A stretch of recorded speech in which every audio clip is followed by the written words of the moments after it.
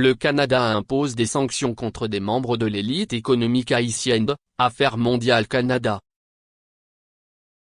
Communiqué de presse le 5 décembre 2022 - Ottawa, Ontario, Affaires mondiales Canada. La ministre des Affaires étrangères, l'honorable Mélanie Joly, a annoncé aujourd'hui que le Canada imposera des sanctions supplémentaires, en vertu du règlement sur les mesures économiques spéciales visant Haïti, en réponse à la conduite inacceptable de membres de l'élite haïtienne qui apportent un soutien financier et opérationnel illicite à des gangs armés.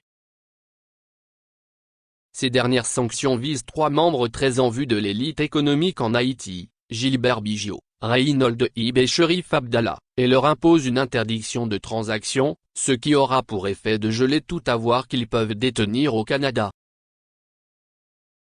Le Canada a des raisons de croire que ces personnes utilisent leur statut de membre très en vue de l'élite économique en Haïti pour protéger et permettre les activités illégales de gangs criminels armés, notamment par le blanchiment d'argent et d'autres actes de corruption. Ces gangs et leurs partisans continuent de terroriser les populations vulnérables en Haïti en toute impunité et ils précipitent une crise humanitaire dans le pays, qui comprend la résurgence du choléra.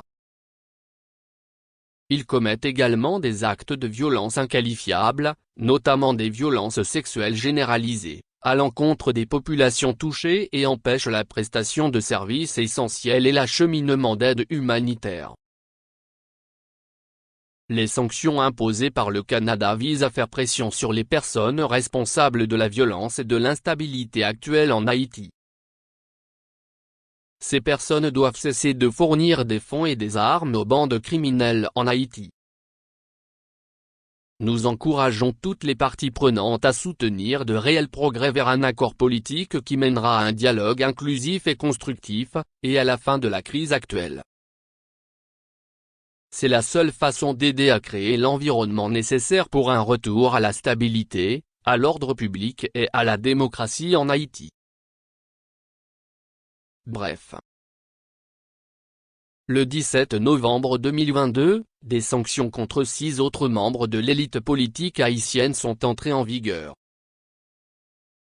Le 10 novembre 2022, le Canada a intégré dans le droit canadien, en vertu de la loi sur les Nations Unies, la résolution 2653 du Conseil de sécurité des Nations Unies prévoyant des sanctions, en réponse à la conduite inacceptable de gangs criminels armés en Haïti.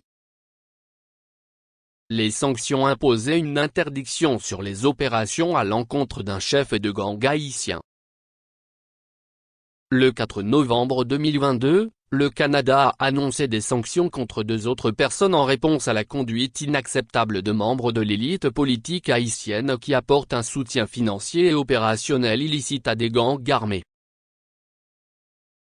En octobre 2022, une délégation du gouvernement du Canada a mené des consultations en Haïti auprès de partenaires régionaux, des Nations Unies, de la Communauté des Caraïbes et d'autres partenaires. Le 15 octobre 2022, en partenariat avec les forces armées américaines, le Canada a acheminé par voie aérienne des véhicules spécialisés en Haïti. Le 21 septembre 2022, le Premier ministre Trudeau a annoncé une contribution du Canada de 20 millions de dollars pour aider à la reconstruction en Haïti à la suite du tremblement de terre de 2021.